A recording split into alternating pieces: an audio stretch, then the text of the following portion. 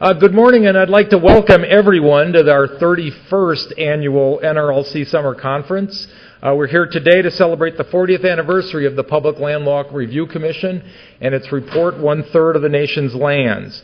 It's a report that I think most of us would agree has had a profound impact on the management of our public lands.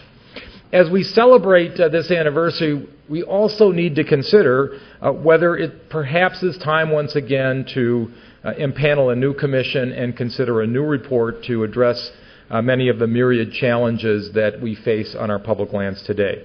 I want to give a special debt of thanks to Ann Morgan, one of our board members, whose idea it was that we celebrate this 40th anniversary. I think it's a very timely and important topic, and I appreciate that help and advice. If any of you have ideas for future conferences, we'd love to hear from you.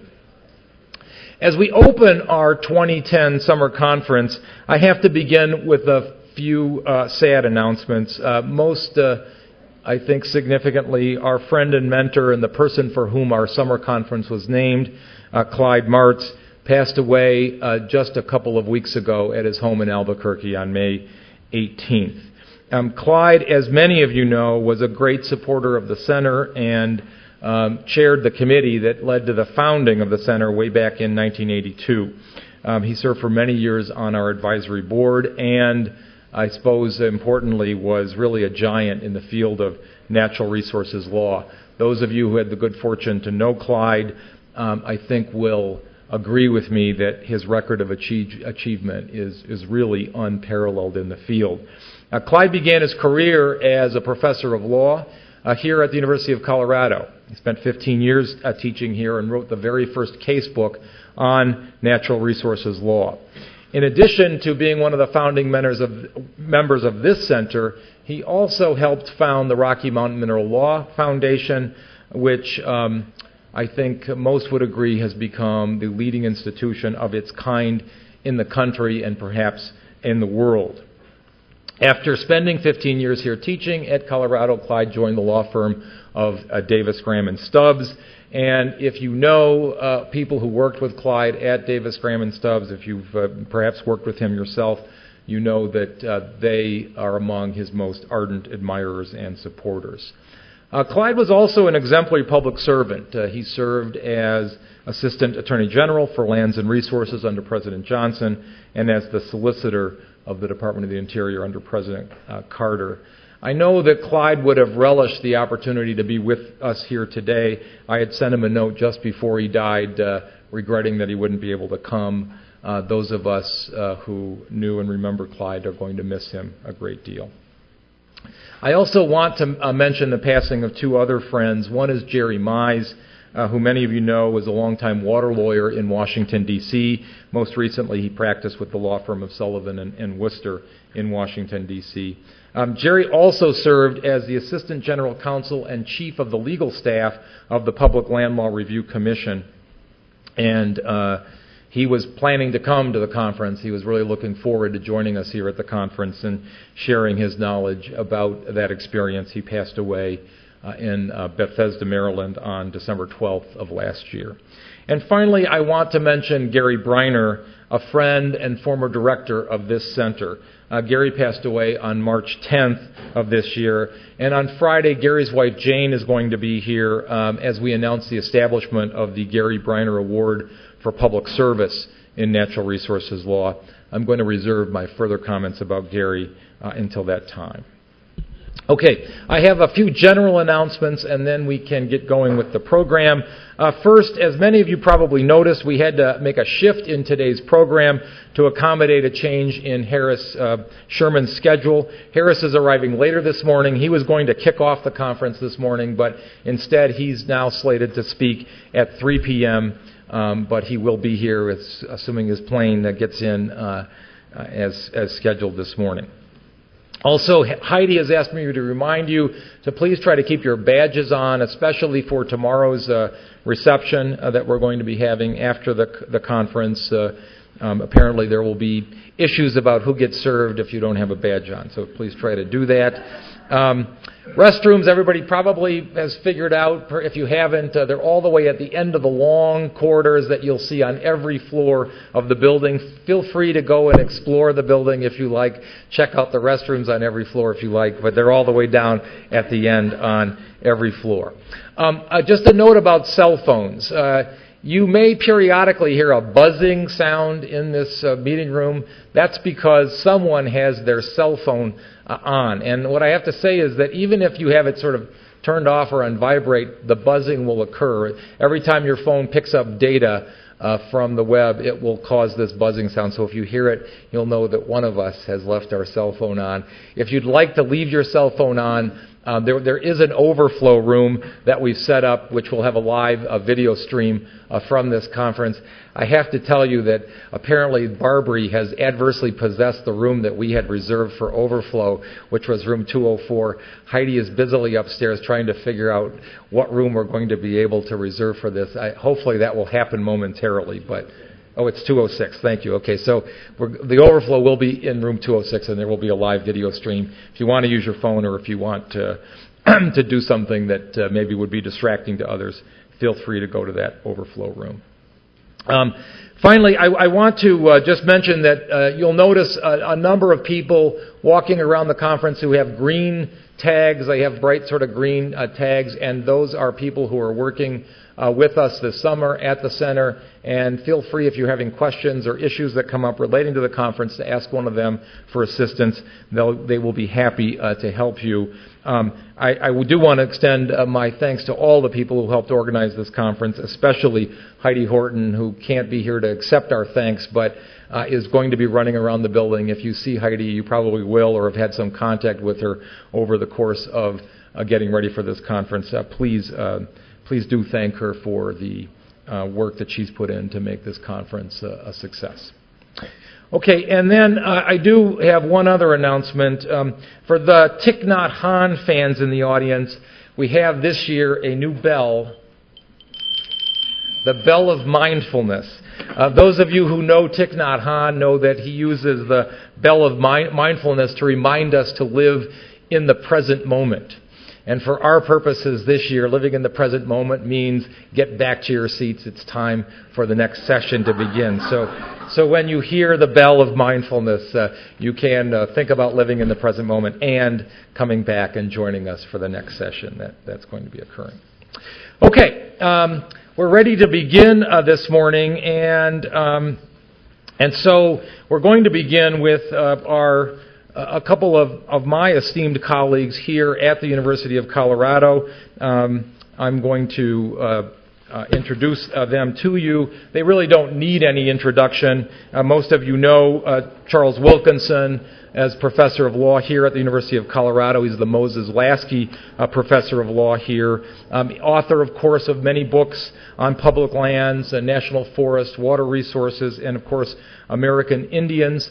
Among my favorites of his book, and perhaps the one most relevant to our discussion over the next few days, is Fire on the Plateau, a book that seamlessly weaves a personal narrative of his experiences as a young lawyer for legal services, working on the Colorado Plateau with the myriad historical, cultural, and resource development issues that are raised by that in that spectacular region of the country. And Charles is going to share with us some of his ideas about the events, people, and places that created our public land laws. And following Charles' remarks, Patty Limerick has offered to come in and sort of serve as a commentator about Charles' talk, and then we'll open the floor for a discussion about this. Patty, as most of you know, is professor of history here at the University of Colorado and the director of the Center of the American West. Some of you may not know that it was Charles and Patty that founded the Center of the American West in 1986. The Center of the American West really does an extraordinary job of bringing important issues involving resource development and resources generally in a way that's accessible to the general public. They recently issued a report on energy efficiency and energy conservation that I think was extremely well done. Patty's perhaps best known for her book, The Legacy of Conquest, which one reviewer has described as the most important work in social and intellectual history of the American West in the past several decades. And she is, of course, a recipient of the MacArthur Genius Fellowship as well in 1995. So I'm going to turn it over to Charles for his remarks, and then we'll hear from Patty and open it up for discussion. Charles, thanks so much.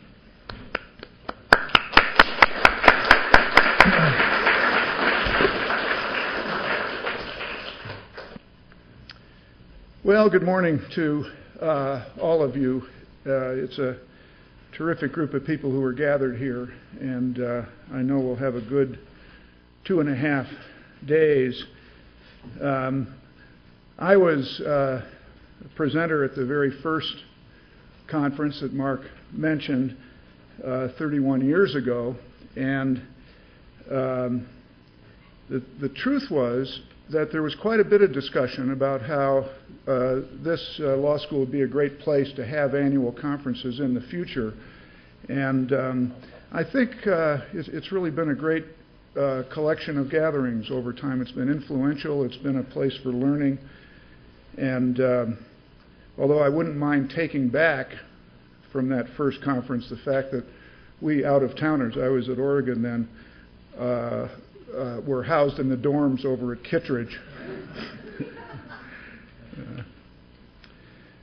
For me, the most memorable event in the history of public land law took place on March 1st and 2nd, 1907.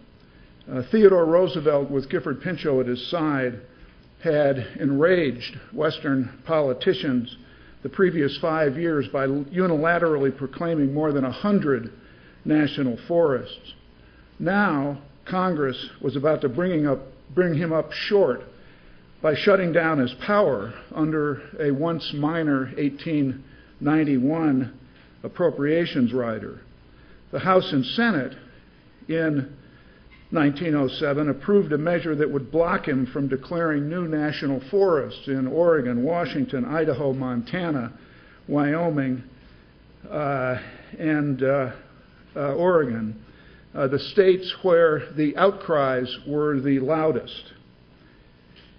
Roosevelt's opponents strategically embedded the measure to take away his power in the General Appropriations Bill, which the president would have no choice but to sign. But an event, surely happenstance, intervened. For some reason, the appropriations bill found its way to the bottom of TR's bills to sign pile.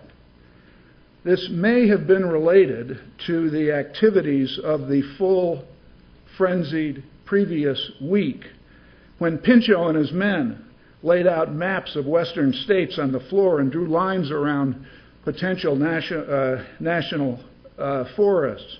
The president himself had gotten down on his hands and knees to check out the topography. So when it came to signing time, before he could get to the appropriations bill at the bottom of the pile, he just happened to sign a raft of executive orders creating still more national forests, amounting to no less than 16 million acres, about a quarter the size of the state of Colorado. Only then did the president turn to approving the law that abrogated his authority in the 6 listed states. For TR, who so loved drama and fun in the making of public policy, this was one of his most cherished moments. "Oh," he exulted, "this is bully." Those midnight reserves were important in their own right.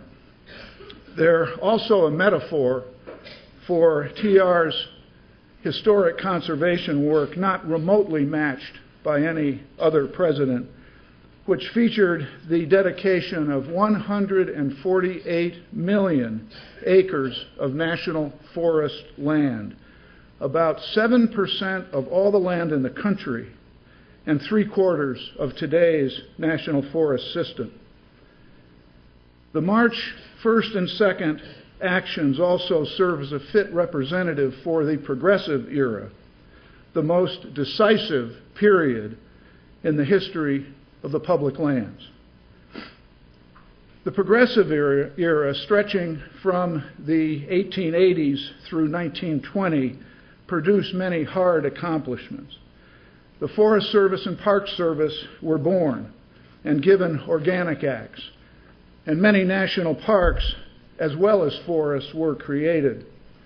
President Taft issued expansive withdrawals in 1909 in the build-up to World War I, an action that led to a comprehensive leasing regime for fuel minerals on public lands in the Mineral Leasing Act of 1920.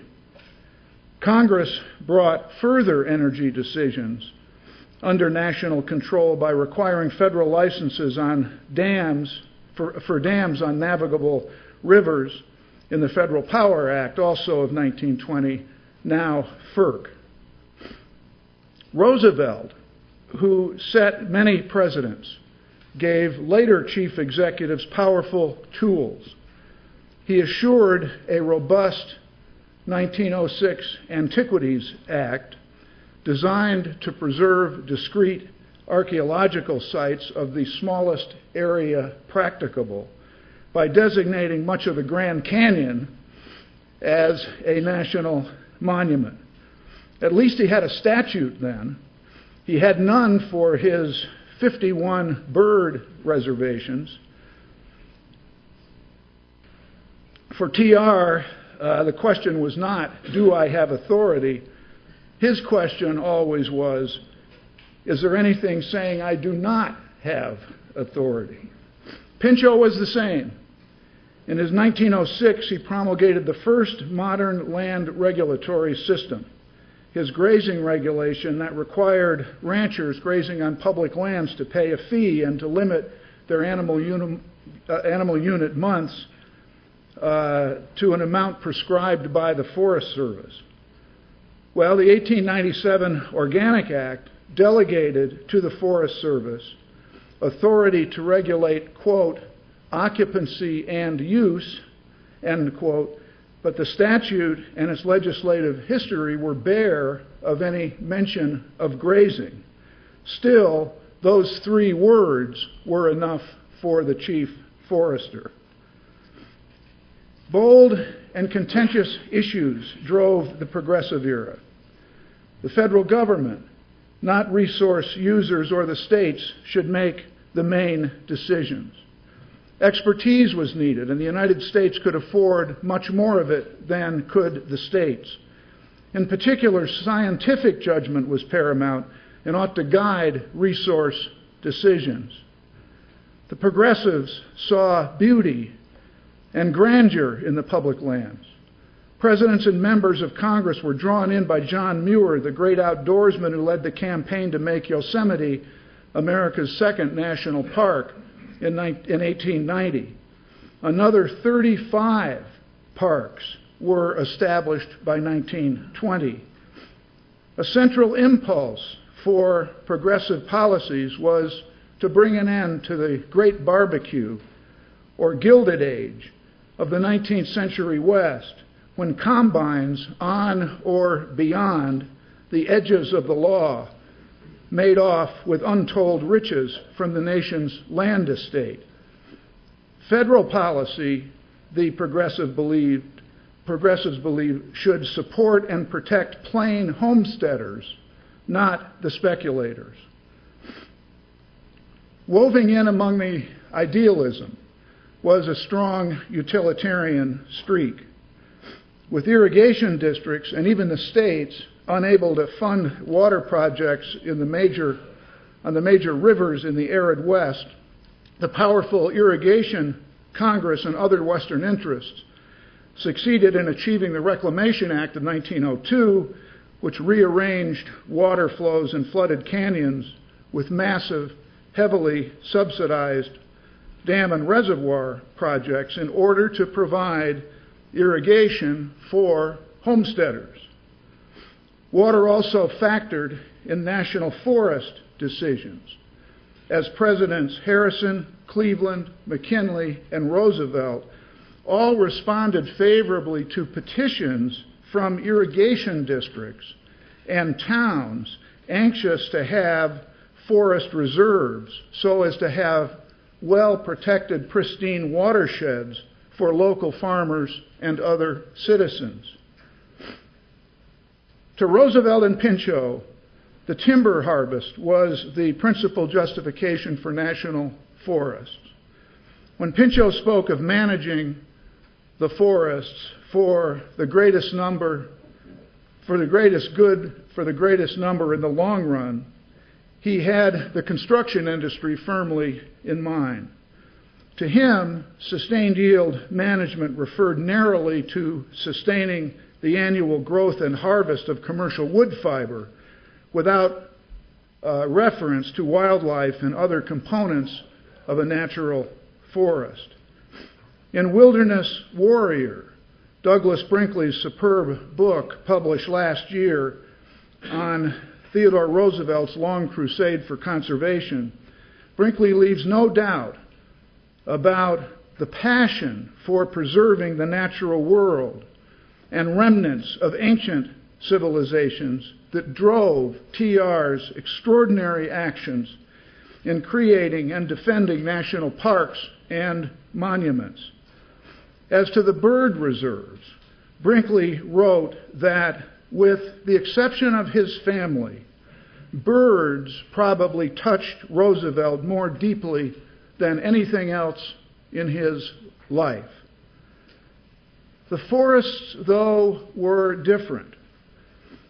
Roosevelt wrote that, although the forests are beautiful and provide refuges for the wild creatures of the wilderness, the primary object of our forest policy is the making of a prosperous home.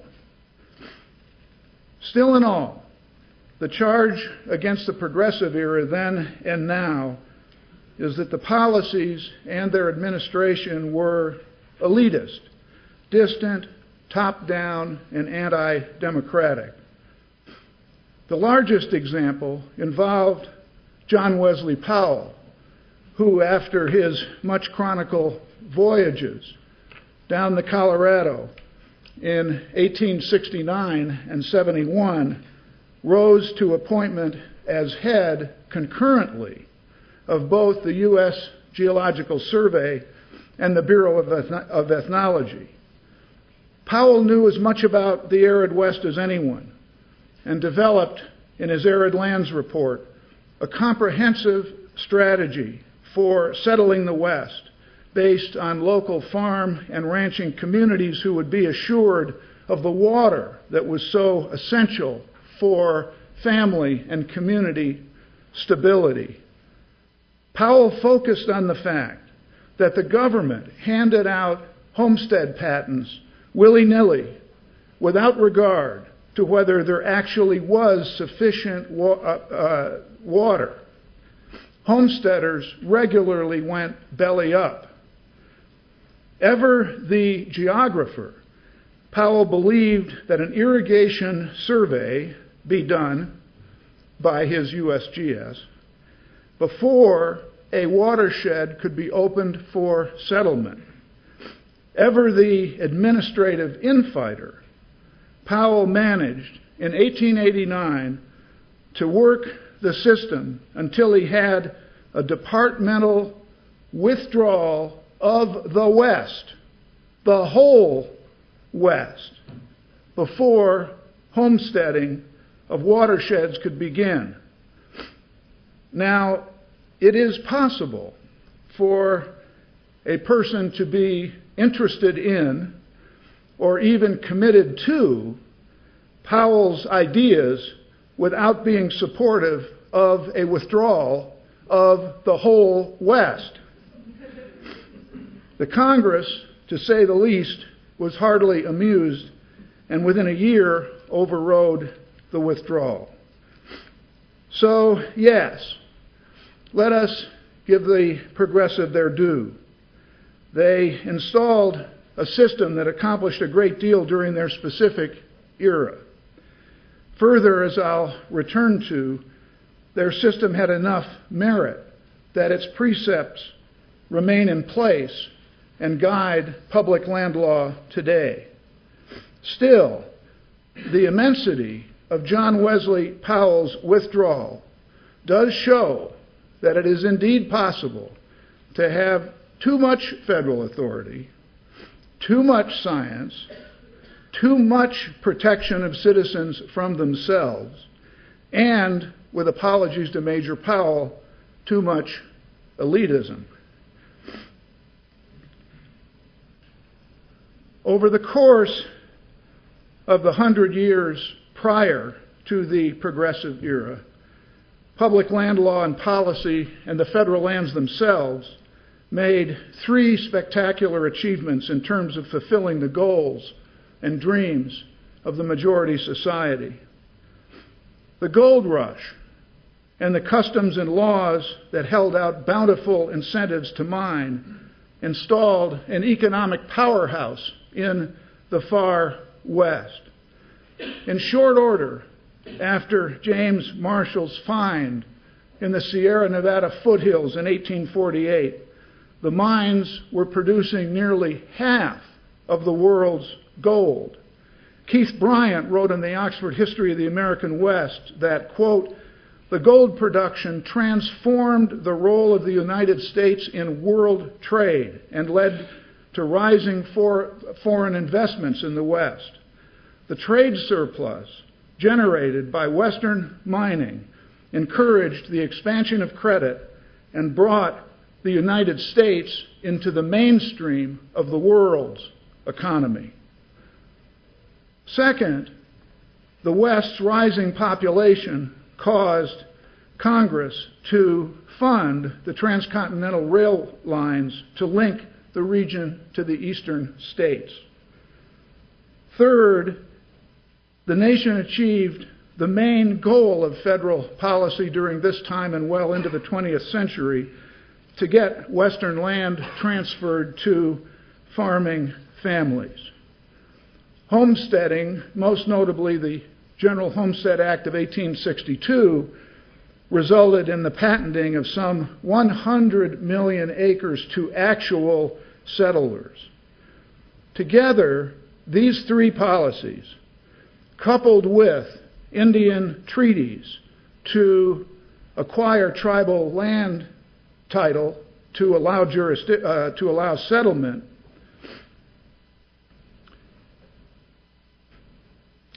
embodied the Jeffersonian ideal, carried out manifest destiny, and opened the West to settlement. The package had plenty of warts. Fraud was rampant. Much too much land ended up in the hands of corporate interests. The opening was a closing for Indian people whose land was overrun by newcomers.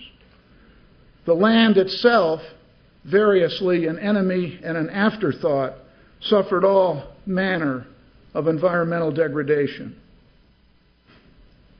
The era's objectives and pressures led to a rudimentary body of law, both substantive and procedural. In the earliest days of the young and poor republic, the public land served as a source of revenue.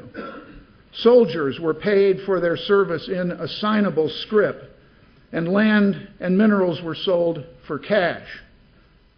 By the mid-19th century, at the behest of citizens and political sentiment, the policy was reversed, and federal public resources were given up for free to spur settlement of the West.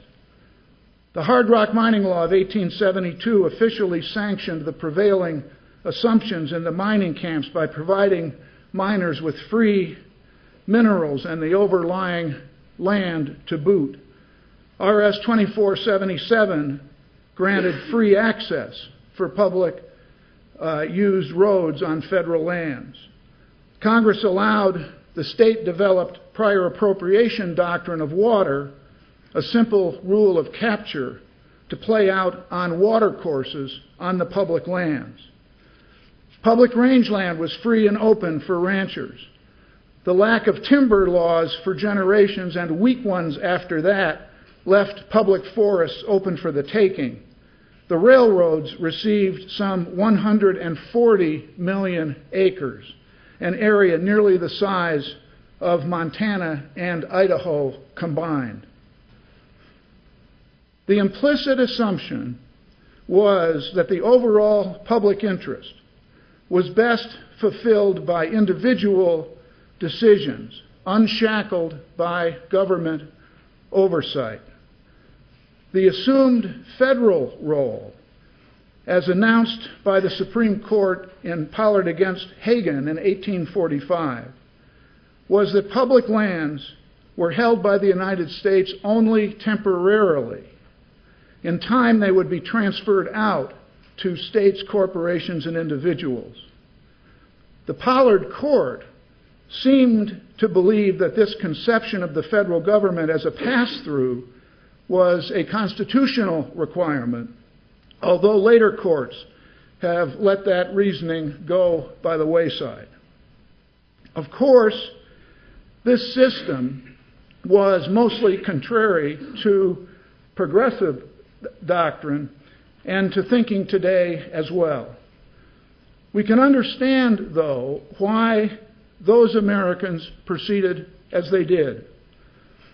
The Big Four of the Southern Pacific Railroad, for example, may be poster guys for the Gilded Age, but they had the capability to build a transcontinental railroad, something the United States lacked.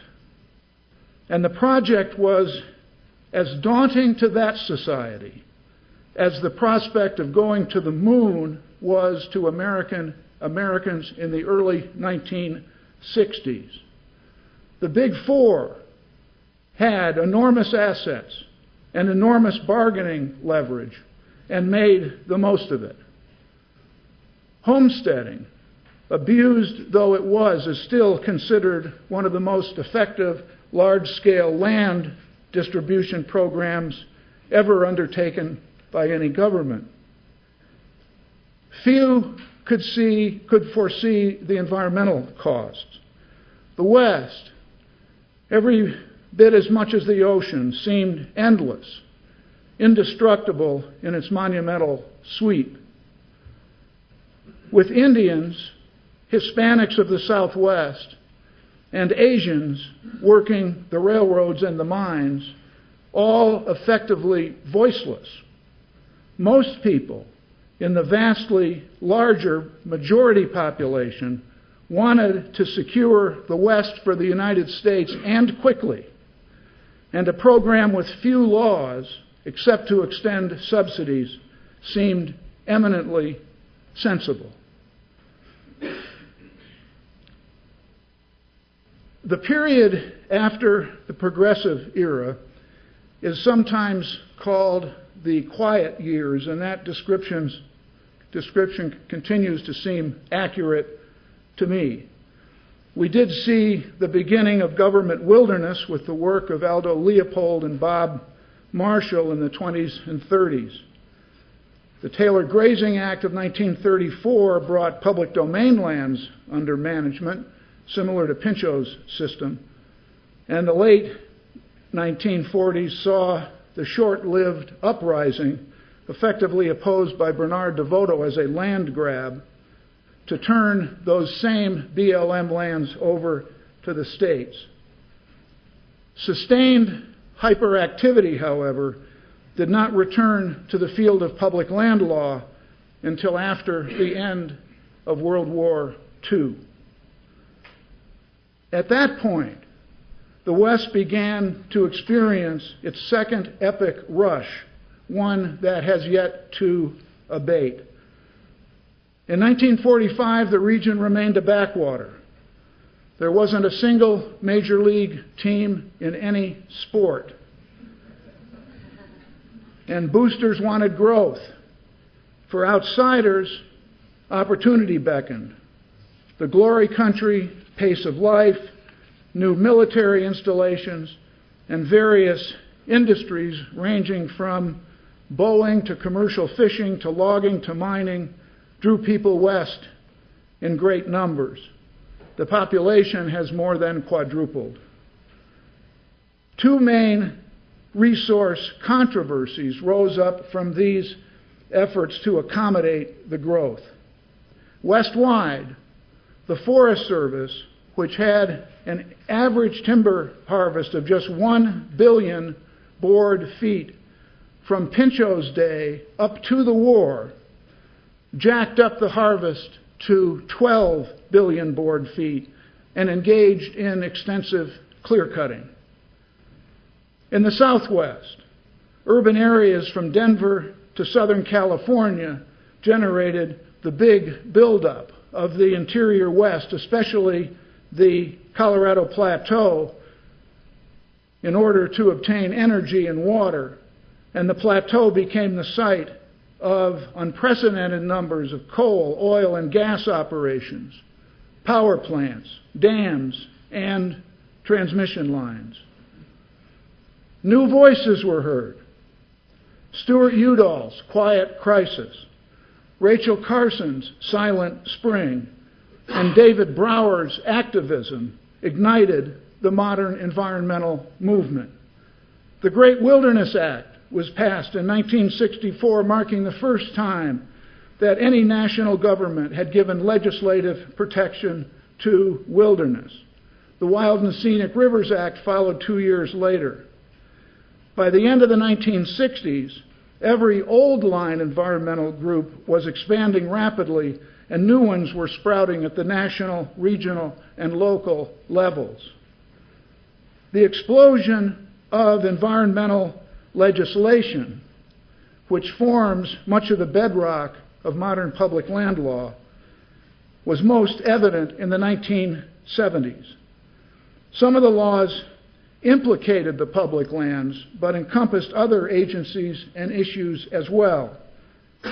The National Environmental Policy Act, which took effect in 1970, covers federal offices across the board, but the Forest Service has done more EISs by far than any other agency.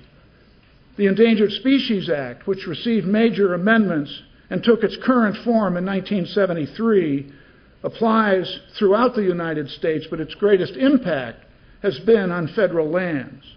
The Clean Air and Water Acts, both national and reach, have impact on the public lands. The two purely public land statutes with the most comprehensive reach are the National Forest Management Act and the Federal Land Policy and Management Act. Although both were signed by President Ford within a day of each other in October 1976, they have very different backgrounds. The NFMA arose out of the crucible of the clear-cutting controversy and went through Congress in less than a year in a crisis atmosphere. It dealt almost exclusively with timber harvesting. The passage of FLPMA was very different and presented a textbook example of how Congress can take the long view and make excellent legislation when the circumstances are right. The process began in 1964 as the brainchild of Wayne Aspinall, chairman of the House Interior Committee and congressman from Colorado. Congress established the Blue Ribbon Public Land Law Review Commission, charged with making recommendations to Congress. Over the course of 6 years, the Commission did deep research and consideration, producing a full formal history of the field written by Paul Gates, and numerous studies of particular issues. In 1970, the Commission's recommendations went to Congress, which deliberated another 6 years until final passage. To my eye, although any one of us can, of course, quarrel with some provisions, FLPMA is a true good government law. It took a big, tough field and brought order and common sense to it. One of its many contributions was a lengthy section clearing up 2 centuries of public lands legislation by repealing numerous outdated laws. Although often referred to as the BLM Organic Act, FLPMA included the Forest Service on some issues, including withdrawals, access, exchanges, and grazing permits. The smoothness of the process was complicated by the rise of the modern environmental movement, which was incipient in 1964 and full-fledged by 1976. And environmentalists became increasingly active in Congress in regard to FLPMA as those years went on. Still, the process proved flexible enough to include a subject raised late in the legislative process, a study of BLM roadless areas to determine their suitability for wilderness designation. The BLM wilderness study is one of many examples of how public land law has responded to changing public perceptions. For so long, the word desert had been a pejorative term. BLM lands had been left entirely out of the original Wilderness Act. Then came new voices, Edward Abbey and Terry Tempest Williams, prominent among them, speaking for wild desert places. The prominence of the Utah Roadless Area Study, which has burned hot ever since the late 1970s, engendered a much broader public appreciation of desert lands generally. And while the Utah dispute has yet to be resolved, significant blocks of desert lands in the Southwest, Eastern Oregon, and southwestern Utah have received protection as official wilderness, national monuments, or special agency designations. In the case of the BLM lands, many of these protected desert areas are now included in the National Conservation Landscape System established in 1980. National Landscape Conservation System. There have been many other new ways of thinking about the public lands. Old-growth forests are now thought of as a separate resource within the broad subject of federal forest law. The new resource economists have argued for greater use of market principles to achieve better conservation results. The Geothermal Steam Act was passed in 1970. There's now an appreciation of the potential of producing wind and solar energy from the public lands. The science of ecology and notions of biodiversity and species viability have become standard tools in federal land management. We have begun to include in earnest the effects of climate change on public land planning. Indian tribes are now active participants in federal land management. Tribes seek to protect sacred areas, burial grounds, and archaeological sites, residences of their old people. The tribes also have built substantial natural resource staffs that contribute valuable scientific data and analysis based on mainstream science and as well on traditional ecological knowledge. The Supreme Court, as was the case during the Progressive era when it upheld the T.R. Pinchot vision of sweeping Forest Service authority, has laid down important rulings. In 1976, finally, officially breaking from the Pollard against Hagan conception of the government as temporary caretaker, the Supreme Court recognized expansive congressional power over the public lands in Kleppe against New Mexico. TVA against Hill installed Section 7 of the ESA as a major force on the public lands, and Babbitt against Sweet Home made Section 9 a leading asset for conservation. Other decisions, including more recent ones, have favored extractive interests and hampered citizens' access to the courts. United States against New Mexico in 1978 gave a narrow reading of Forest Service reserve water rights that affects the ability of all federal land agencies to claim in-stream flows. Several decisions narrowed the reach of NFMA. Two major opinions, Ohio Forestry against Sierra Club in 1998 and Norton against SUA in 2004, curtailed citizen access to the courts for most review of federal land plans and assertions of agency failure to take action to protect the public lands. The three most important developments of the past generation demonstrate the swings that this field can take.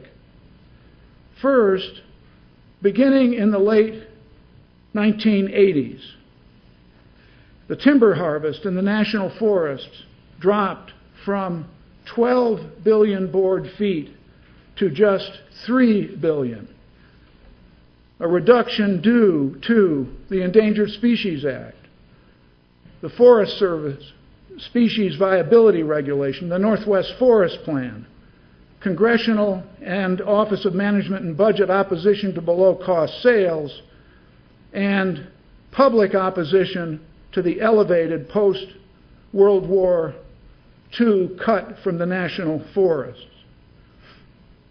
Second, President Clinton, with much of the work being done by Secretary Babbitt, proclaimed 19 new national monuments and expanded 3 existing ones.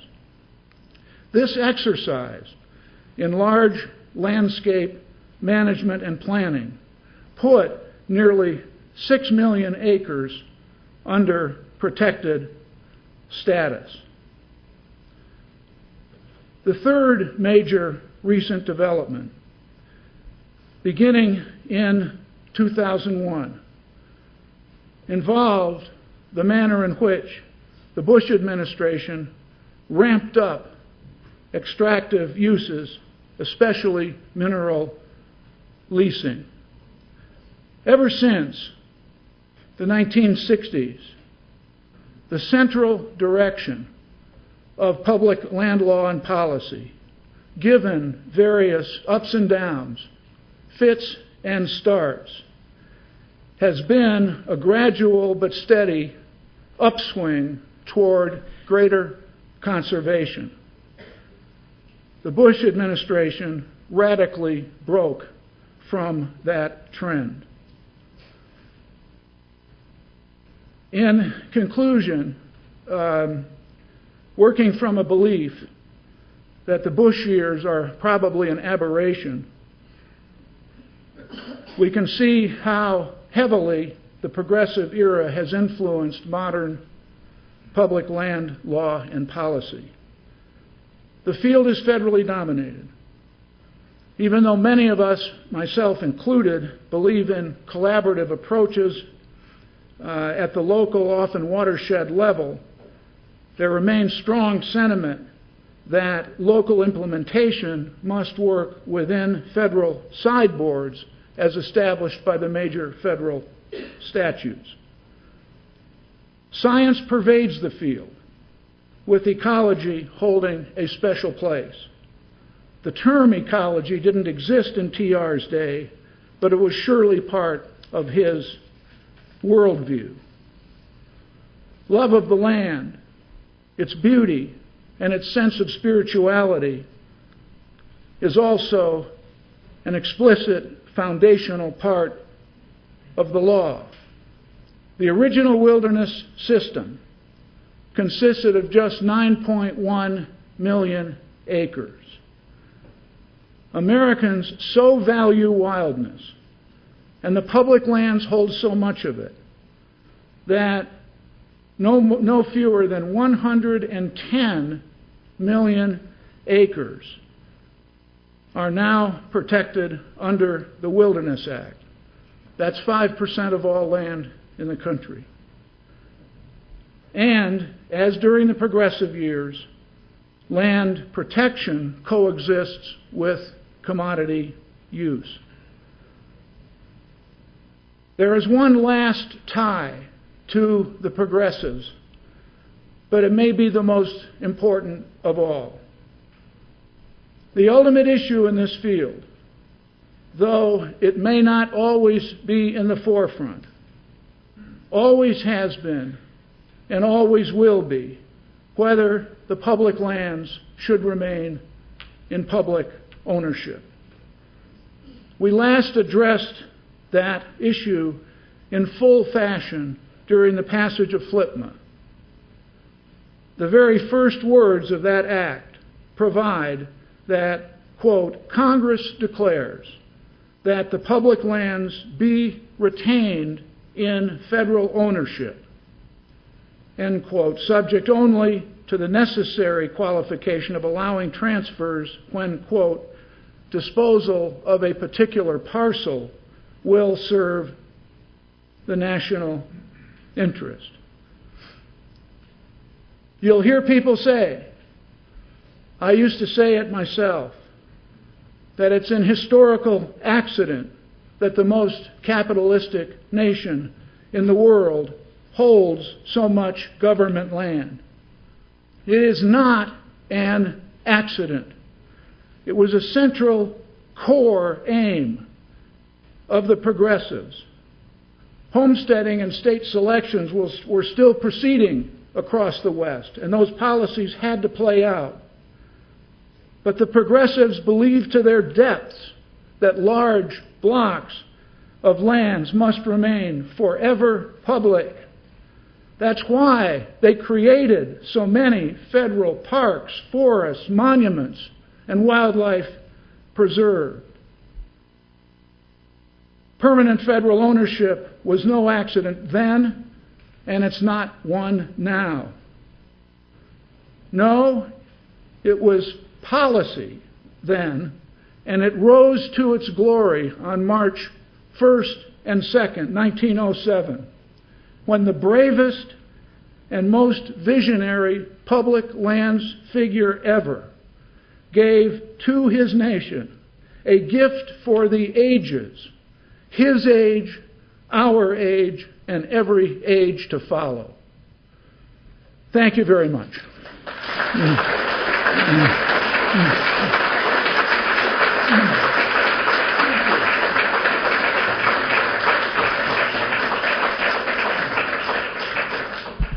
Thank you. I'll try to be quite brief in my commentary because I know many of you would have questions. Charles played such a role in this center's vitality. He's the co-founder of the Center of the American West. That's the official language. He really carried the weight on creating that.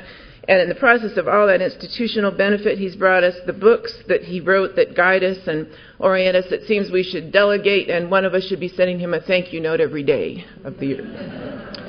I should probably send the greater share of those because the Center of the American West is a joyful place to be. I could not agree more about the centrality of the progressives. They are everywhere in our world, and I would even say that sometimes when we are fighting each other, squabbling with each other, we really need to take a deep breath, look over the space of a century, and realize that actually the person we want to chat with at that moment is Theodore Roosevelt, that many of our issues, concerns, dilemmas, we're whacking at each other from time to time, and it is really Mr. Roosevelt that we should be sitting with and having a heart-to-heart with. They were complicated people, those progressives, and I think in some ways that may be their greatest benefit to us.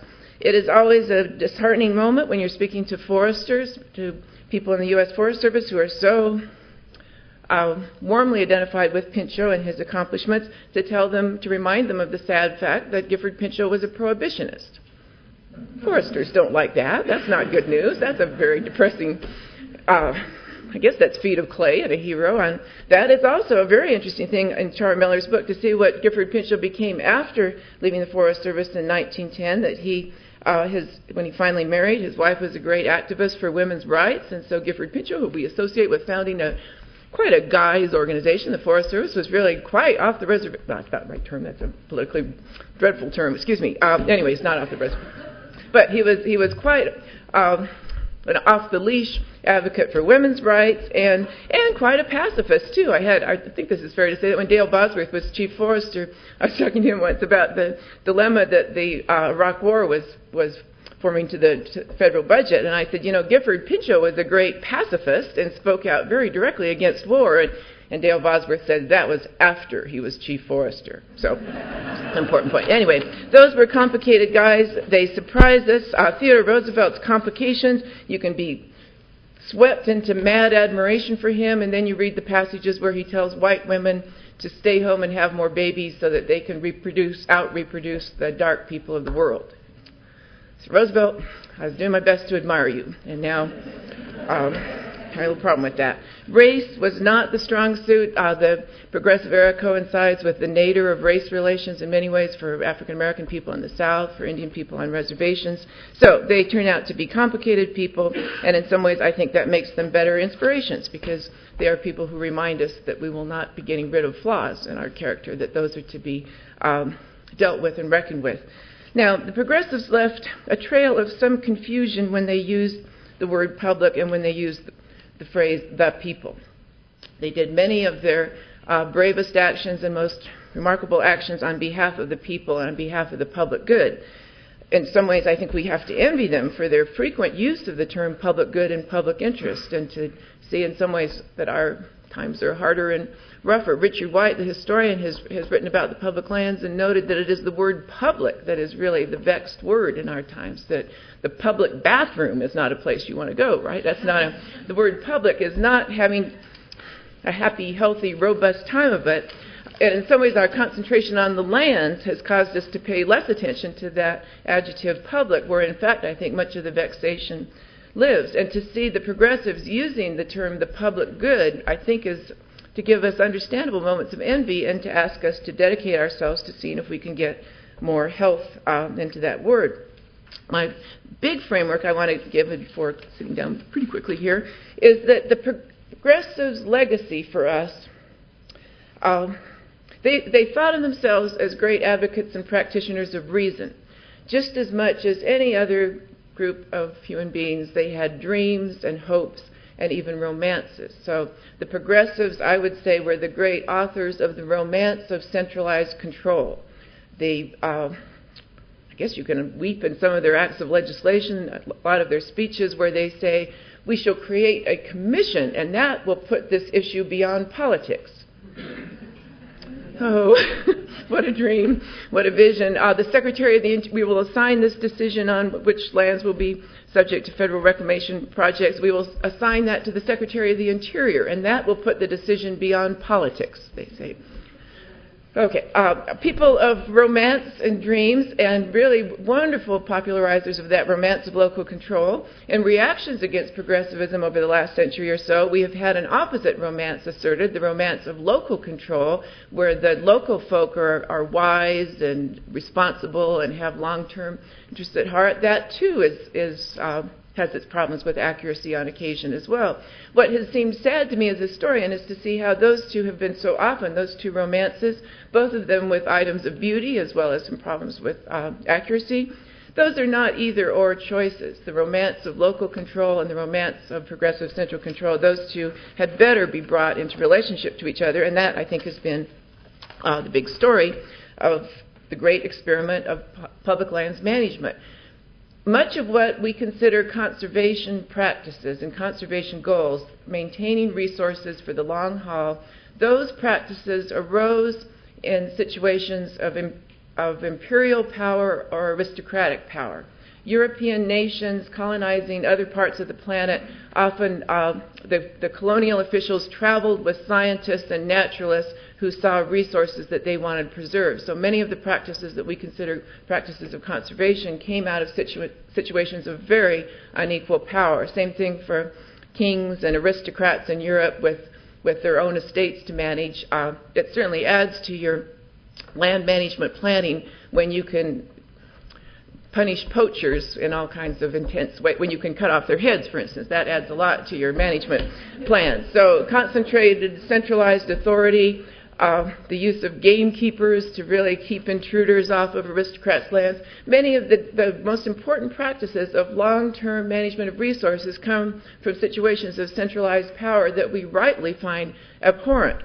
That is the great experiment that the progressives put this nation at the center stage of. How do we find compatibility between the practices of conservation and the forms of democratic participation and recognition of distinctive interest groups and their rights to be represented? How do we work on that giant experiment of putting democracy into collaborative, congenial, occasionally contentious relationship with democracy and conservation pulling together in harness?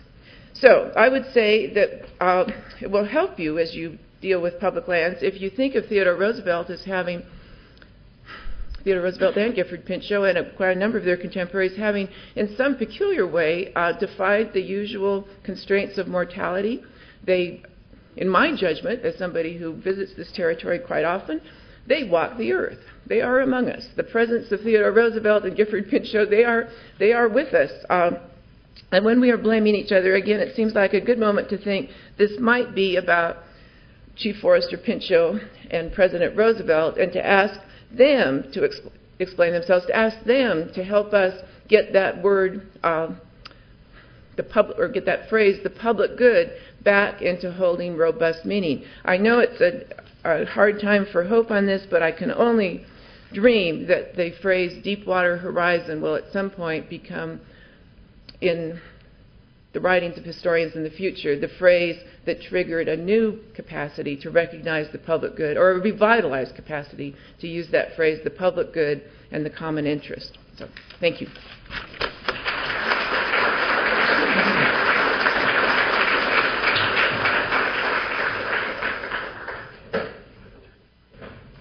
Okay, so we have time for a few questions. Let me open it up, see if anybody wants to start us off here.